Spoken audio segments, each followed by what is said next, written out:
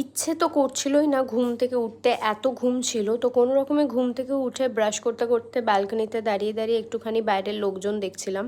দিয়ে তারপরে নিচে এসে একটু চা খেয়ে সবার সাথে গল্প করছিলাম। আর এদিকে চাচু আমার জন্য একটুখানি শুকনো চিড়েটা একটু ভেজে দিচ্ছিল, মানে খুব একদম ক্রিস্পি হয়ে যায়, খুব সুন্দর লাগে দইয়ের সাথে খেতে। মানে আমি আগে জীবনে খেতাম না, এখানে এসে খাচ্ছি।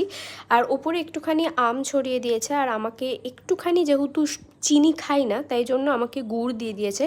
সত্যি খুবই ভালো লাগছে, আমি এক্সপেক্ট করিনি যে এতটা ভালো লাগবে। দিয়ে স্নান করে এসে আমি একটুখানি খেজুর খাচ্ছিলাম, কারণ ন্যাচারালি আমি একটুখানি স্মুদি খাই, স্মুদিতে খেজুর দিয়ে খাই। তো কাজ করতে করতে একটুখানি খেজুর খাচ্ছিলাম। আর দার্জিলিংয়ে যাওয়ার আগে একটা পার্সেল এসে গেছিলো, তো সেটা খোলা হয়নি। তো সেখানে ফেস সিরাম অর্ডার করেছিলাম, তো সেটা এসে গেছিলো। তো নিচে এসে শাশুড়ির সাথে গল্প করতে করতে লাঞ্চ করছিলাম। বিকেলবেলা চা খেতে খেতে এদিকে শাশুড়ি কাপড় দেখাচ্ছিল।